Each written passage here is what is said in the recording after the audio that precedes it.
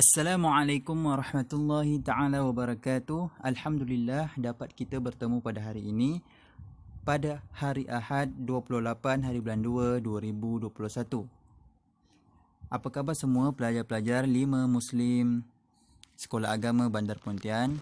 Hari ini cikgu nak membentangkan kitab Jawi dan Khat sambungan pada minggu lepas. Ini adalah perjumpaan kali kedua. Minggu lepas kita dah belajar apa tajuknya.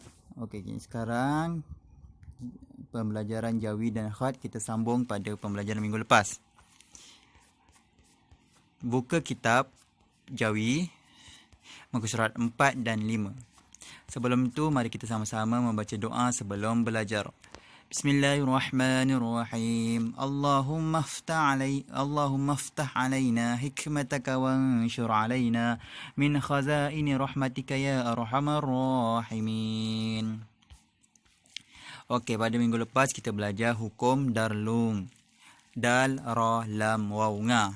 Apa hukum darlung ni? Cikgu ulang sikit, mungkin ada yang lupa.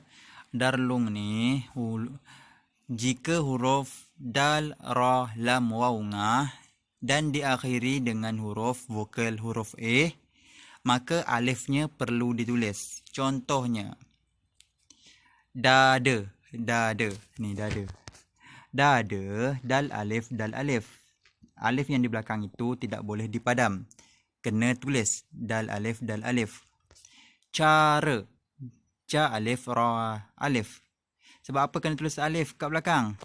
Sebab dia huruf termasuk dalam hukum darlung. Huruf dal ada, ra, lam. Selepas huruf darlung perlu tulis alif jika di belakangnya huruf vokal A. Okey, dah faham? Okey, minggu lepas juga kita belajar hukum ha dan aha. Semak balik kalau dah lupa. Kenapa kena padam, kenapa harimau, kenapa tak tulis alif selepas ha? Kenapa? Kenapa pula ada yang tulis alif selepas ha? Nanti semak balik. Tengok video minggu lepas. Okey, untuk sekarang kita belajar pembelajaran baru, iaitu 1.3 muka surat 4. Buka kitab muka surat 4. Hukum rahma. Hukum rahma. Apa rahma tu? Hukum rahma tu apa? Okey, 1. Semua perkataan yang berakhir dengan suku kata rahma hendaklah menggunakan huruf sakti dan tidak boleh digugurkan. Semua perkataan yang berakhir dengan suku kata rahma. Suku kata tahu tak? Suku kata ialah contohnya. Contohnya mana? Ni. Asrama. Berapa suku kata? Asrama. Ada 3 suku kata. As 1, ra 2, ma 3. Jadi kat sini dia cakap semua perkataan yang berakhir dengan suku kata rama. Kalau semua perkataan tu berakhir dengan suku kata ra dengan ma, hendaklah menggunakan huruf sakti dan tidak boleh digugurkan. Huruf sakti tu apa? Iaitu huruf vokal. Guna huruf vokal. Alif, waw atau ya. Tak boleh dipadam. Alif, waw, ya tu tidak boleh dipadam. 2. Hukum ini merupakan pengecualian daripada hukum darlung. Hukum rama ni terkecuali daripada hukum darlung yang minggu lepas tu. Okey, baca info sikit. Terdapat 2 kumpulan huruf Jawi. 1. Huruf sakti, iaitu vokal, iaitu alif, waw, ya. 2. Huruf benar, huruf konsonan. Konsonan ialah selain daripada alif, waw, ya. Sakti adalah huruf vokal. Konsonan adalah selain daripada huruf vokal, alif, waw, ya. Okey, muka surat 5. Contohnya, macam mana? Kena tulis alifnya. Contohnya, ejaan Jawi. Asrama. Asrama. Asrama, mim, tu hukum ra dan ma. Jadi, ra alif, mim alif. Tidak boleh padam alifnya. Asrama. Okey, aneka rama. 3. Irama. Semua ada alif. Sebab dia termasuk dalam hukum rama. Diorama. Derama. Hukum rama. Kena tulis ra alif, mim alif. Tak boleh dipadam alifnya. Contohnya, cengkerama, cengkerama. Panorama, jimrama. Semua ada alif. Ra alif, mim alif. Okey, faham untuk tajuk hukum ramah? Faham? Okey, faham. Baca info yang ini. Selain daripada perkataan yang berakhir dengan ramah, maka alif tidak tulis selepas huruf mim. Kalau selain daripada perkataan yang berakhir dengan ra dengan mah, alif dia tak payah tulis. Contohnya apa? Pertama. Pertama. Kenapa dia tak tulis alif dekat belakang dia? Sebab dia bukan hukum ra dan ma. Ini hukum apa ni? Tak termasuk hukum ra dan ma. Jadi alifnya tak payah tulis. Pertama, lima. Tak payah tulis lam ya mim alif. Tak payah. Lam ya mim. Tak ada alif di belakang. Lima. Pertama, lima. Itu adalah hukum rama.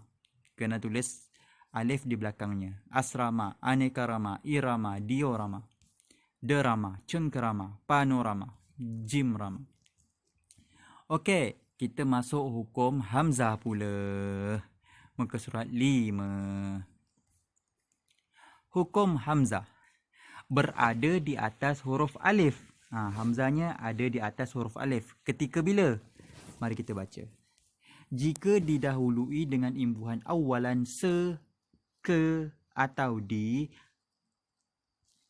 kena tulis hamzahnya di atas alif ketika ketika mulanya se, ke atau di. 2. Perkataan yang berasal daripada bahasa Arab pun ditulis hamzah di atas alif. Okey, nak senang cerita kita tengok contoh. Seangkatan. Ada hamzah di atas alif. Seagama. Saudara seagama. Seorang. Kena tulis hamzah di atas alif. Seiring. Kalau ada se tu, kena tulis hamzah di atasnya. Seibu. Ni seibu. Faham? Kalau ada se, kena tulis hamzah di atas alif. Ada ke pula. Ke atas. Keaslian. Keutamaan. Keunggulan. Keimanan. Ni pula. Yang ada di. Di atas. Diangkat. Di atas. Di udara. Diubah. Diiringi. Kena tulis hamzah di atas alif. Jika ada se, ke, de. Kalau perkataannya bahasa Arab, kena tulis hamzah di atas alif juga. Contohnya makmum. Makmum ni bahasa Arab. Makmum ni maksudnya yang mengikut imam. Makmum. Jadi hamzahnya di atas alif. Mubtada. Ni Al-An'am, surah Al-An'am. Tu Al-A'raf, Iqra. Kena tulis alif di atas, tulis hamzah di atas alif. Okey, kita baca info. Hamzah yang ditulis di atas alif pada perkataan yang ada imbuhan awalan se, ke atau di, ini dipanggil hamzah pembeza. Kerana jika hamzah tidak ditulis, maka huruf alif pada kata dasar akan dijadikan vokal awalan apabila dimasukkan hamzah. Kalau tak tulis hamzah jadi apa? Itu untuk membezakan. Contohnya, seakan. Kalau tak tulis hamzah kat belakang, nanti jadi sakan. Raya sakan. Tak boleh, kena tulis hamzahnya. Nanti jadi, kalau tulis hamzahnya nanti jadi lain. Contohnya, diadu. Itu kalau ditulis hamzah. Kalau tak ditulis hamzah di atasnya, nanti jadi apa? Dadu. Dah lain dah bunyinya. Lain maksud, lain bunyi. Jadi kena tulis hamzah di atas alif. Okey, walaupun hamzah berada di atas alif, namun tidak semestinya dibaca dengan vokal A. Ia perlu dibaca mengikut kata dasarnya.